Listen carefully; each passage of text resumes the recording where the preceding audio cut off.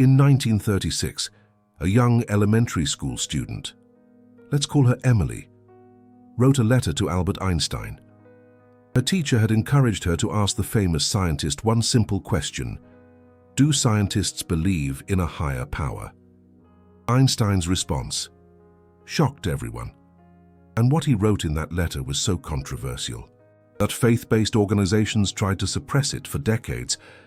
But here's what they never told you. Einstein did believe in a higher power. He said it himself, multiple times, in letters that sold for millions of dollars at auction. Yet he refused to pray, not once, and not ever, in his entire life. Albert Einstein never prayed. How can someone believe in the universe, but refuse to speak to it? The answer Einstein gave will completely transform how you understand faith, science, and the nature of reality itself. And by the end of this video, you will understand something about existence that 99% of people never grasp. Before I continue, you need to understand something crucial. This is not a video about whether a higher power exists. This is about something far more profound. This is about what Einstein discovered when he tried to reconcile the greatest mind in human history with the deepest question humanity has ever asked, and what he found was so controversial that both religious leaders and staunch atheists attacked him for it. He was too spiritual for the scientists. He was too scientific for the believers, and he refused to apologize for either. If you are watching this, you are probably like Einstein. You cannot accept simple answers. You need to understand. And that is exactly why you need to hear what he discovered. Let me start with what everyone gets wrong about Einstein. Most people assume Einstein was an atheist. They point to his famous quotes, dismissing organized faith. They cite his rejection of traditional doctrine. They claim he proved that science makes a higher power unnecessary. Textbooks paint him as the ultimate rationalist, who had no room for the divine. But this is a lie, and Einstein himself was furious about it. In 1954, just 1 year before his death, Einstein wrote to a friend named, let's call him Joe Dispentier. Joe was an Italian immigrant who worked as a factory worker in New Jersey. He had read a news report claiming Einstein believed in a conventional God, and he was upset. Because he himself was an atheist, Einstein's response is remarkable. He wrote, "What really makes me angry is when people quote me to support atheism. You may call me an agnostic, but I do not share the zealotry of the professional atheist, whose fervor is mostly due to a painful act of liberation from the fetters of religious indoctrination received in youth." Read that again. Einstein was angry at atheists using his name. He explicitly rejected their position. He called their fervor painful. He refused to be their champion. But here is where it gets even more complicated, because Einstein also wrote things that made religious people equally furious. In his infamous God Letter of 1954, which sold for $2.9 million at Christie's auction in New York in December 2018, Einstein wrote, "The word God is for me nothing more than the expression and product of human weaknesses. The Bible is a collection of honorable, but still ancient stories. No interpretation, no matter how subtle, can change anything about this for me." He went even further.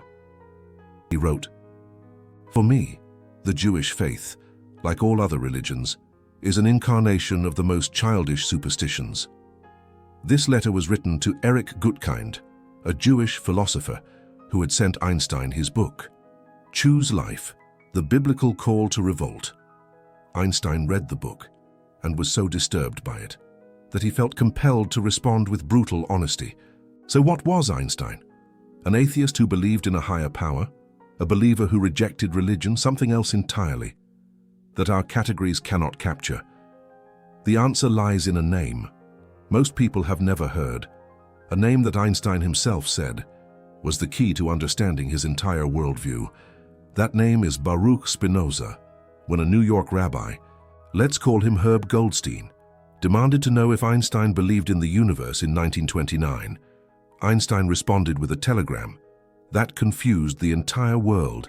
He wrote, I believe in Spinoza's God, who reveals himself in the orderly harmony of all that exists, not in a God who concerns himself with the fates and actions of human beings. This is the key that unlocks everything Einstein ever said about the universe and prayer. But almost no one understands what it means. Spinoza was a 17th-century Dutch philosopher of Portuguese Jewish descent. In 1656, at the age of 23, he was excommunicated from the Jewish community of Amsterdam. The document of his excommunication still exists. It calls him accursed and banned and cast out. It forbids any Jew from reading anything he wrote or communicating with him in any way. What was his crime? What did Spinoza propose that was so heretical that even today, most people cannot accept it? Spinoza said that the universe and nature are not two different things. They are the same thing. The Latin phrase he used was Deus sive natura, the universe or nature. They are interchangeable terms. The universe is not a being separate from the cosmos, watching us from above like a cosmic landlord. The universe is the cosmos. The universe is the laws of physics. The universe is the mathematical harmony that governs all reality. The universe is the substance of which everything is made. This means that everything you see around you, every tree, every rock, every person, every thought in your mind, is literally made of the universe. You are not a creature created by the universe. You are a temporary pattern within the universe. You are the universe temporarily experiencing itself as you. And Einstein realized that Spinoza was right. This is why Einstein believed in the universe but refused to pray. Because you cannot pray to the laws of physics. You cannot ask gravity for help. You cannot negotiate with the speed of light. You cannot petition the electromagnetic force to grant you wishes. Prayer assumes a personal God, a God who listens, a God who cares about your individual problems, a God who might intervene in the natural order, if you ask nicely enough or believe strongly enough. But Einstein saw something different. He saw a God that was vastly greater than anything organized religion had ever imagined, a God that did not need to intervene, because everything was already perfect, a God that was not separate from creation, but identical to it. In this view, us asking the universe to change something is like asking existence to contradict itself. It is logically impossible, not because the universe is unwilling to help, but because the universe is not the kind of thing that can choose to help or not help. God is the structure of reality itself. Let me show you exactly what Einstein wrote to that elementary school student in 1936. Her name was Phyllis Wright. She attended a school in New York City. Her teacher had assigned the class to write letters to famous people, and Phyllis chose Einstein. Her question was deceptively simple. Do scientists believe in a higher power? And if so, what do they pray for? Einstein's response, remarkably, has been preserved in archives. He wrote, "Rational inquiry is based on the idea that everything that takes place is determined by the laws of nature, and therefore, this also holds for the actions of people. For this reason, a research scientist will hardly be inclined to believe that events could be influenced by a prayer, that is, by a wish addressed to a supernatural being." Think about what he's saying. If the universe operates according to fixed laws, and those laws are what the grand design actually is, then asking the universe to break its own laws is absurd. It would be like asking mathematics to make 2 + 2 = 5. It would be asking logic to become illogic. It would be asking the cosmos to stop being the cosmos. But Einstein did not stop there.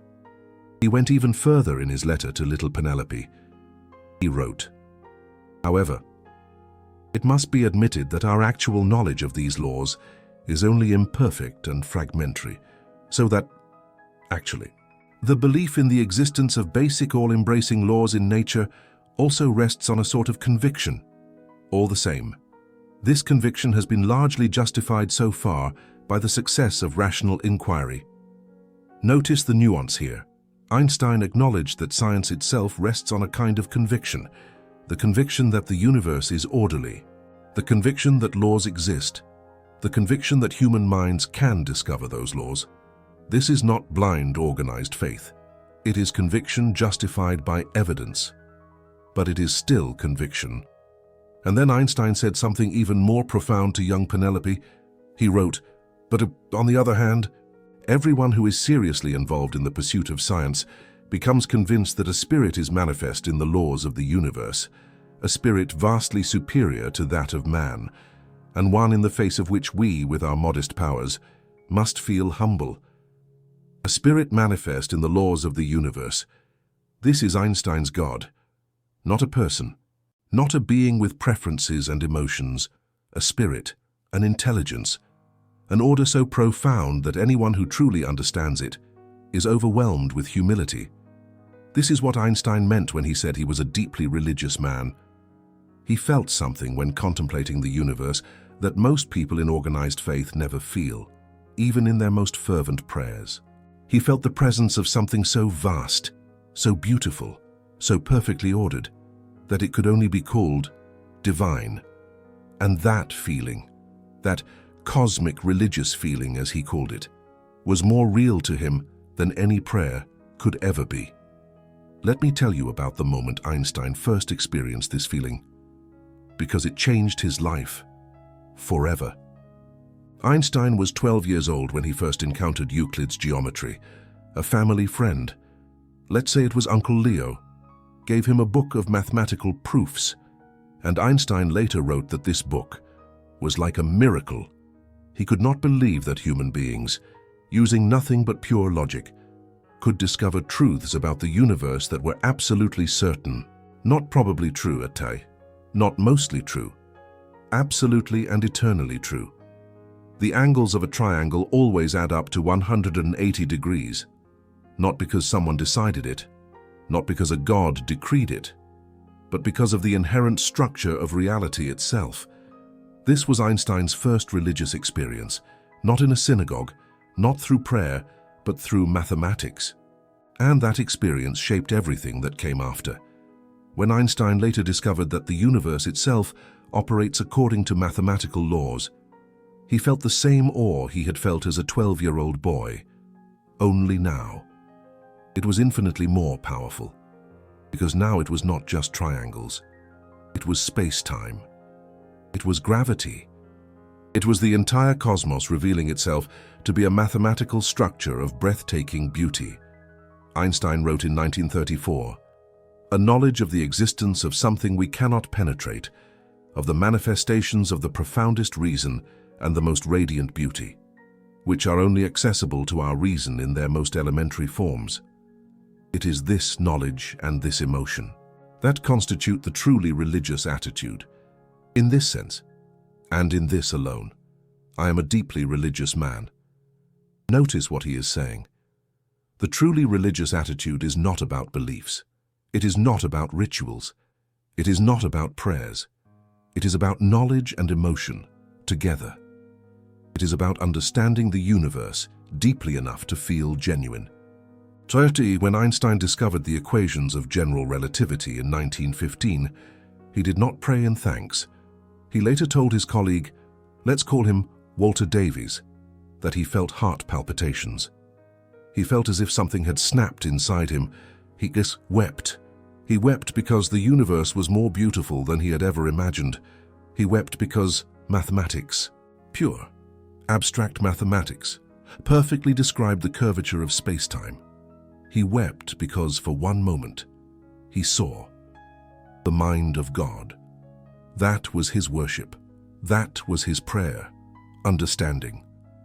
And this is why Einstein found traditional prayer not just ineffective, but almost insulting to the divine. Think about what prayer usually involves. That person kneeling before an image, reciting words written centuries ago, asking for health, wealth, success, the suffering of enemies, treating the creator of the universe like a cosmic vending machine that might dispense favors if you insert enough piety. Einstein saw this as childish, not because he thought he was smarter than people in organized faith, but because he had glimpsed something so much greater. If God is the mathematical structure of reality, then the appropriate response is not to ask for things. The appropriate response is wonder, study, humility, the attempt to understand. Prayer says, God, change reality for me. Einstein's attitude said, God, let me understand reality as it is. One demands that the universe conform to human wishes, the other conforms the human to the universe. But this raises a troubling question that Einstein had to face. If prayer does not work, if God does not intervene, if the universe operates according to fixed laws that cannot be changed by human wishes, then what is the point? Why bother believing in anything at all? And here Einstein said something that both believers and atheists hate to hear. He said, the point is not to get things from God, the point is to feel. What he called the most beautiful experience we can have, the mysterious. Einstein wrote, he who can no longer pause to wonder and stand wrapped in awe is as good as dead. His eyes are closed. For Einstein, the purpose of recognizing God was not to gain favors or avoid punishment. It was not to secure a place in heaven or escape hell. It was to experience reality fully. It was to feel the profound strangeness of existing at all. It was to stand at the edge of human understanding and feel genuine humility before the vastness of what we do not know.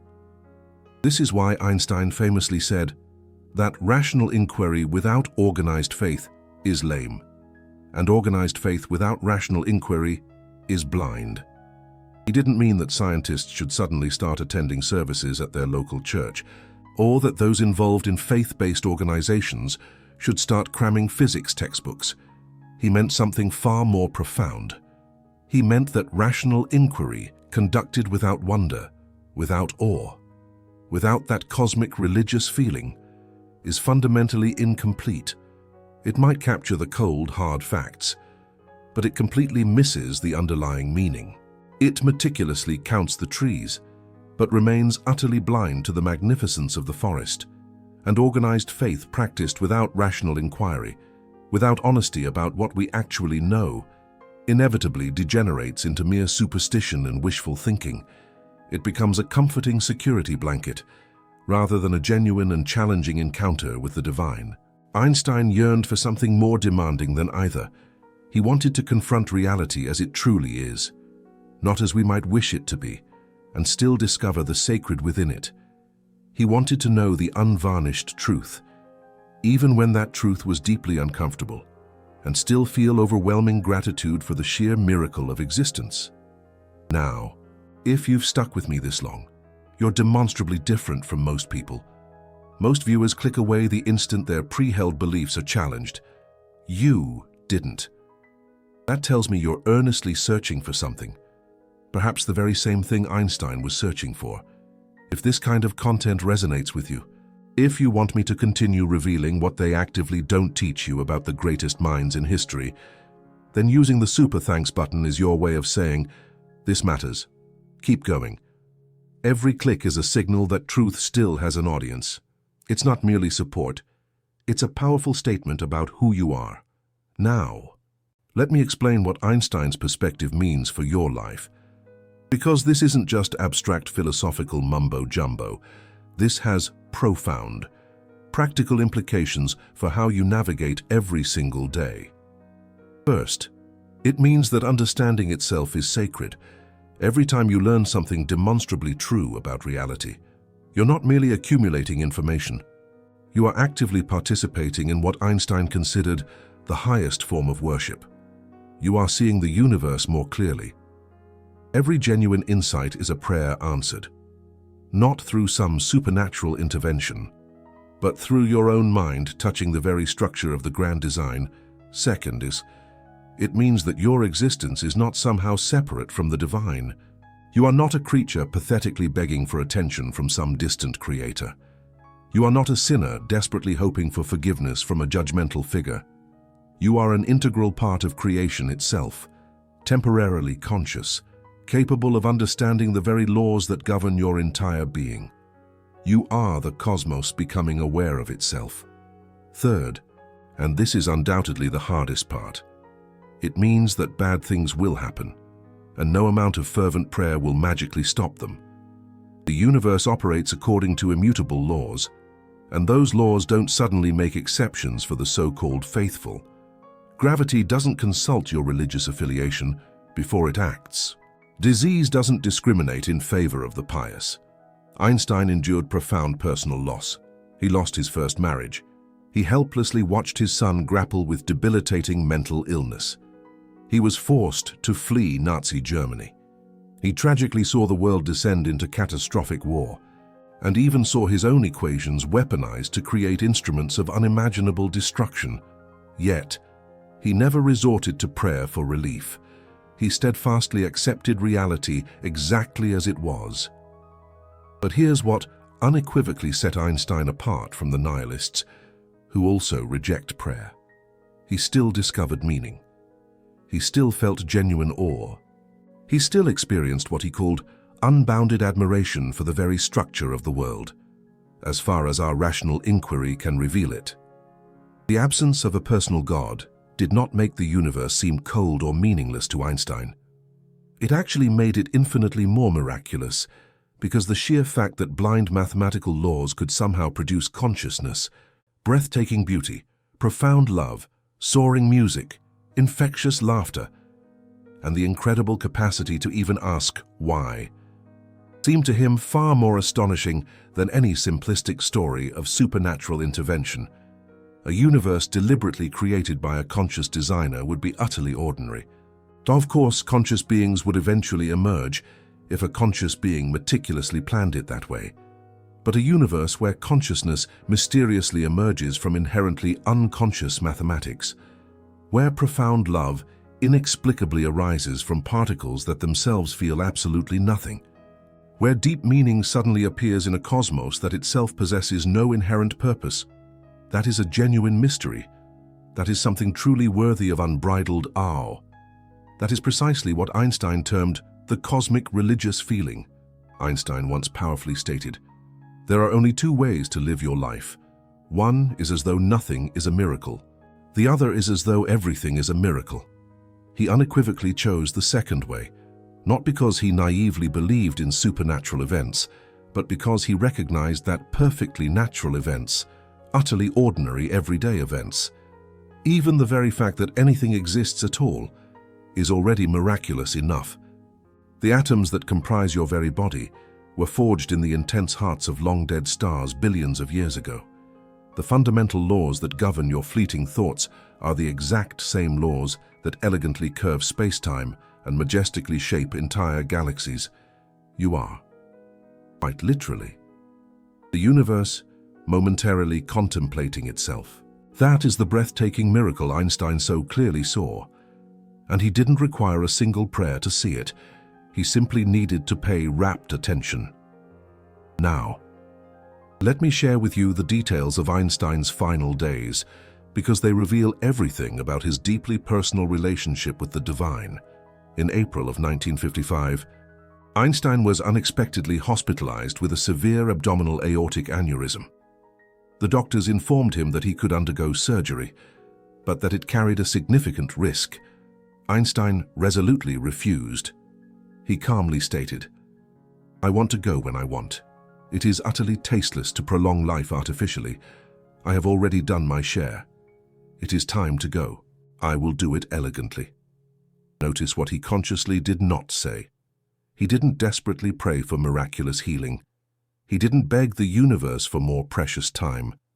He didn't attempt to bargain with the divine for some kind of last-minute intervention.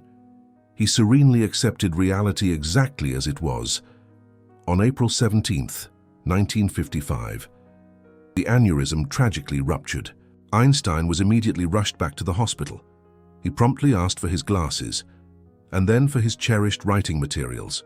Even in his final agonizing hours, he was still relentlessly working on complex equations. His very last words were reportedly spoken in German to a nurse who unfortunately didn't understand the language. They are now sadly lost forever. But we know unequivocally from everyone who truly knew him, that he faced death with the same profound calm and quiet acceptance that he brought to absolutely everything else in his life.